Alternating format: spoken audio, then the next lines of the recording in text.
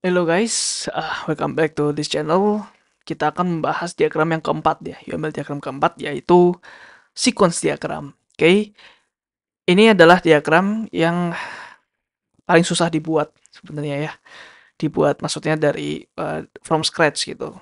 Jadi harus ada software tertentu yang punya template-nya ya, sequence diagram. Paling enak sih ya, yang udah pernah gua coba adalah Visual Paradigm ya. Visual Paradigm, VPP ya, Visual Paradigm paling enak buat sequence diagram. Jadi kalau kalian lihat seperti ini ya, kenapa susah? Karena ya ini ada struktur-strukturnya, terus ada kotak dan lain sebagainya, ada panah gitu, sulit untuk uh, menggambar sendiri ya. Jadi sequence diagram itu apa sih? Nah ini UML juga yang merepresent interaction between object di sebuah sistem over time. Jadi interaksi antara objek-objek ya. Jadi kan kelas diagram itu kan kelas ya. Jadi sequence ini udah bentuknya sudah objek, udah ada new instance-nya seperti itu. Udah bentuk instance di sebuah sistem sepanjang waktu ya. Jadi ini mirip-mirip seperti activity diagram ya. Kita juga bikin sequence diagram untuk setiap use case ya. Seperti yang di kalau di deskripsi gua juga nih ya. Masing-masing diagram ada masing-masing use case-nya ada diagramnya. Register use case ada diagramnya, sequence-nya. Login juga ada sequence diagramnya. Ini juga ada sequence diagramnya. Setiap use case ya. Jadi ini juga paling susah dibuat, paling repot juga ya sequence diagram. Karena kelas diagramnya harus sudah jadi dulu baru bisa bikin sequence. Biasanya gitu sih. Eh, nah ini memfokuskan ke order ya. Jadi order itu berarti urutan ya. Urutannya jadi dari use case ini awalnya dari mana sih? Jadi ini manggil objek ini manggil objek ini, objek ini manggil objek ini dan seterusnya gitu ya. Nah, ini berguna untuk memodel dynamic of a system. Nah, sequence diagram itu digunakan untuk melakukan detail bagaimana operasi itu dilakukan, apa message yang dikirim dan kapan gitu. Jadi ini lebih lebih teknikal lagi ya dibandingkan activity. Jadi mungkin yang bisa baca ini juga si IT ya, meskipun kurang less technical dibandingkan kelas diagram. Ini lebih jelas kayak message apa yang dikirim gitu. Kalau activity ini kan apa ya, cuman flow aja gitu, activity satu ke activity yang lain. Jadi kita nggak bisa lihat message apa yang dipassing antar objek di satu use case itu. Jadi siklus diagram itu lebih menggambarkan ke code yang ngapain ketika di suatu use case gitu ya. Kalau activity lebih ke urutan aktivitasnya apa aja. Kalau sequence lebih ke itu tadi ya, apa di sistem kita secara code ngapain ya. Jadi secara code gitu. Oke. Nah, ini gue akan menjelaskan dulu maksudnya gimana. Jadi ini adalah gue lupa namanya apa ya. Nah, ini objek atau aktor ya. Jadi ini antara aktor atau objek aja yang bisa di sini. Ya, contohnya seperti ini. Ini adalah aktor ya. Ini objek, ini objek, ini objek, dan ini semuanya objek lah ya. Aktornya cuma di kiri, biasanya cuma satu ya, di kiri doang. Nah, ini adalah flow-nya ya. Biasanya dikasih nomor satu, dia men-set uh, sebuah name, sebuah item. Ya. Nah, ini kan dia search di sebuah form. Jadi panah ini ya, yang melakukan adalah ini sumbernya yang di kiri. Ya, berarti ini ya, ini tidak terkait objek ini. Ya, ini terkait ini. Ya. Jadi kalau objek memanggil, misalkan ini ya search form dia memanggil objek ini, berarti ini adalah metodenya si ini. Ya, ini adalah metodenya si search form, bukan metodenya si admin database. Mungkin dia di metode ini ya, di metode ini mungkin dia akan melakukan kayak new ya, memanggil objek baru gitu ya, new item database gitu. Misalkan seperti itu ya. Nah, jadi balik kayak tadi ya. Jadi misalkan dia mau men-search sebuah item di search form, terus dia coba nih misalkan valid search ya. Nah, kemudian ini ada frame. ya. Frame ini kayak if, jadi bisa melakukan if. Di sini alternatif ya. Jadi kan dia melakukan valid search nih. Kalau valid, berarti dia akan melakukan yang ini ya. Yang ini akan di ignore yang bawah. Jadi ini dipisah oleh dash line juga. Kalau misalkan nggak valid, jangan melakukan ini, yang atas akan di ignore ya. Jadi let's say ini valid item name-nya ya. Jadi search form dia akan nyari ke database. Terus database dia akan melakukan ke objek ini, membuat objek ini ya, membuat objek ini, dan objek ini akan di return ke objek ini. Jadi ini message-nya, flow message. Nah, jangan lupa untuk setiap message harus ada return-nya. Ya, jadi ini harusnya salah ya teman-teman. Jadi harusnya ini ketika dia message ke sini, ini kirim ke sini dulu, baru ini kirim ke sini dulu ya. Sama halnya kayak stack ya. Misalkan kita menjalankan function ini, memanggil function ini, memanggil function ini. Nah, ketika ini sudah selesai, dia pasti passing message ke sini ya. Jadi nggak mungkin ini langsung melampaui stack yang di atasnya ke bawah. Jadi ini nggak mungkin. Nah, jadi untuk setiap message harus ada return-returnnya gitu. Nah, dia juga bisa nih message-nya itu loop ke dia sendiri ya. Biasanya ini sebuah method yang private. Ya. Private method, dia memanggil dirinya sendiri. Seperti itu. Oke, ini kasarnya lah ya. Kalau kalau tadi apa? Kalau invalid tadi display error. Jadi ini kasarnya. Ini adalah formalnya ya, objek atau aktor, terus ada lifeline. Lifeline itu ini ya, titik-titiknya, dash-nya. Ya, ini lifeline ya, dash dash dash dash dash ini. Terus ada activation bar. Jadi activation bar itu yang kayak gini ya. Jadi ini dimana ketika instance ini ya, itu dibuat. Jadi ini kan kelas, ini kelasnya. Terus ini instance-nya baru dibuat nih di sini. Message itu seperti ini ya. Panah-panah ini. Return message balikan dari message tadi ya. Kemudian destruction maker. Jadi contohnya seperti ini ya. Ini berarti destruction itu mungkin seperti kayak objek yang udah di free dari memori. Ya. Mungkin kalau kalian belajar Java nggak perlu pusingin ya. Tapi kalau di C kita baca pointer ya pas itu ada yang free ya. Terus dalamnya itu ada reference ke memori. Ya. Jadi ketika udah ini dilakukan bisa dikasih X seperti ini. Ya. Jadi ini quite technical sebenarnya sequence diagram. Terus ada frame. Frame itu contoh seperti ini ya. Jadi frame itu ada banyak. Ada mau yang if, nanti ada yang loop juga frame-nya, dan lain sebagainya. Ya. Nih, ada loop, alternatif ya, seperti if, dan control structure yang lain. Terus guard condition gua nggak pernah pakai sih sebenarnya. Jadi bisa di skip aja. Terus notes itu adalah ya notes biasa ya. Jadi kayak comment di dalam code gitu. Jadi setiap UML juga bisa kalian kasih notes untuk ya karena UML kan apa ya strukturnya kan terbatas. Jadi kalau kalian mau lebih bebas ya tulis aja di notes seperti itu. Oke, ini satu contoh sequence diagram. Ini contoh lain ya. Ini lifeline-nya. Nah ini gue coba apa ya melihat sequence-nya karena gue baru melihat ini sekali ya. Gue cuma comot. Oh ini sequence yang bagus nih. Ya udah gue cari di PPT. Jadi ini contohnya ya. Ada UI. Nah, biasanya bisa aja gini teman-teman. Ini tuh kelasnya, ini tuh nama objeknya, atau nama instance-nya. Nah, ini nama kelas, ini nama instance-nya. Ya. Jadi nanti misalkan nih add chain ya, sama dengan new hotel chain gitu. Oke, dia jadi di UI-nya dia make reservation ya.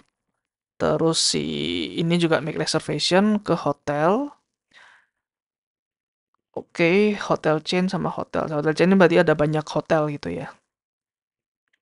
Oke. Nah, ini looping nih ya. Jadi di sini tuh dia ngeloop terus. Nah, dia untuk setiap hari ya. Setiap harinya apakah available gitu. Kemudian ini ada self message. Oke, dia ngecek di hotelnya terus-terusan. Nah, terus ini alternatifnya ya. Ketika ini roomnya true, ya. Jadi ini kayak while true gitu ya, kayak while true, ya. eh jadi ini while true, let's say while satu gitu ya. Kemudian ini berarti itu adalah if di dalam while-nya ya. Jadi kita lihat frame-nya itu di dalam frame loop ya. Nah, alt itu bisa aja titik-titiknya itu kan kita lihat sebelumnya kalau ada dash-dash ini ya. Nah, jadi ini mungkin bisa aja ini yang satu ini 0 ya, true atau false. Tapi kalau false yang apa-ngapain, ini boleh dihilangin gitu ya. Atau kalau satu nggak apa-ngapain ini dihilangin. Jadi cuma 0 aja yang ada di sini. Contohnya kayak gini gitu. ALT-nya cuma satu. Nah, ini kondisinya is true sama dengan true. Dia bikin message ke ini ya, lifeline. Jadi lifeline nggak harus di atas ya, bisa di bawah juga. Tapi ya better di atas sebenarnya biar bisa kelihatan semua. Nah, dia bikin reservation objeknya, terus dia bikin confirmation notice. Ini apa ya? Konfirmasi dan sebagainya. Ini kurang lengkap ya sequence-nya. Jadi ya kurang lebih seperti ini sih. Dan ini juga nggak kelihatan nih loop-nya itu selesai pas kapan ya. Jadi harusnya juga ada keterangannya ya, loop itu selesainya kapan. Terus ini di stop di sini lifeline-nya. Jadi ini udah di free dari memori ya. Eh apalagi ya yang penting ya dari sequence. Oh, ini nomor. Jadi nomor ini jadi ada source ya. Source itu kan dari buku biasanya, buku yang menjelaskan tentang UML gitu. Jadi ini kadang beda-beda ya, beda buku, beda beda pattern, tapi ya balik lagi ya, UML tuh gunanya untuk mempermudah, jadi sesuai selera kalian aja gitu. Jadi bisa aja nih pertama ada satu ya ID-nya. Terus misalkan ini satu message yang terkait ini, masih terkait ini, bisa aja kalian tambahin titik satu di sini. Ya. Kemudian misalkan ada message lagi di sini, ini baru 1.2. Nah, tapi ketika message ini di dirinya sendiri ya, maksudnya masih terkait scope yang ini ya, masih terkait scope yang ini. Nah, ini baru tambahin satu lagi di belakang.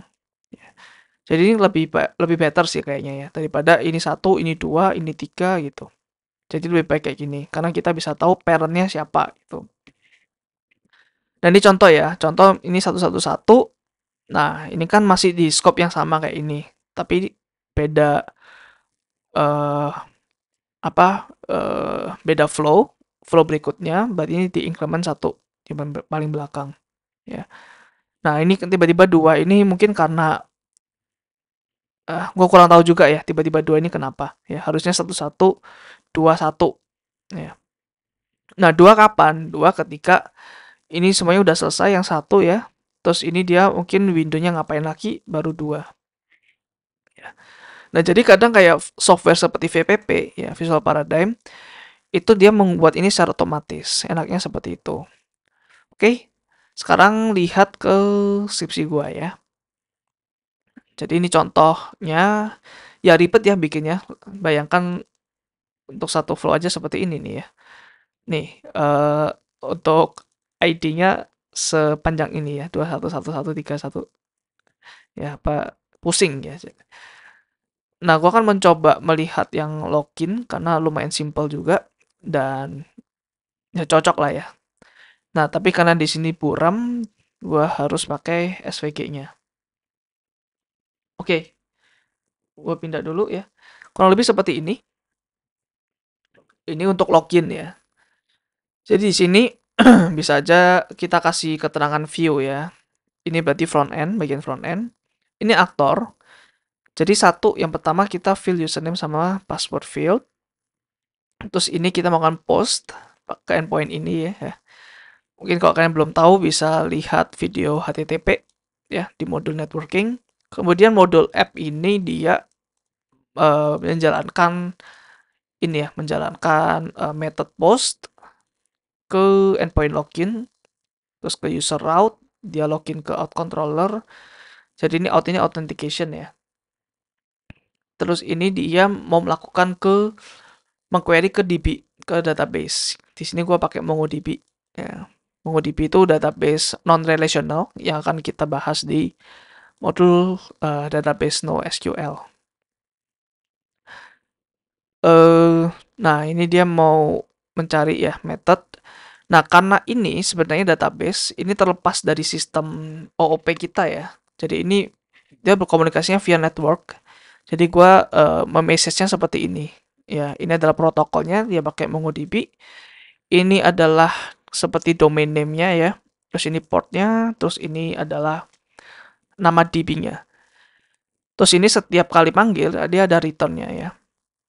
Dia return user document, terus dia ini ya dia kan method kan dia mengexpect suatu objek dibalikan ya. Jadi return user object. Terus ini dia cek apakah passwordnya correct. Nah terus ini nih alternatif. Kalau email sama passwordnya salah, jangan melakukan seperti ini. Jangan melakukan error, terus melakukan error ke environment production, terus dia kasih error response sampai ke UI-nya. Dia print error message di UI.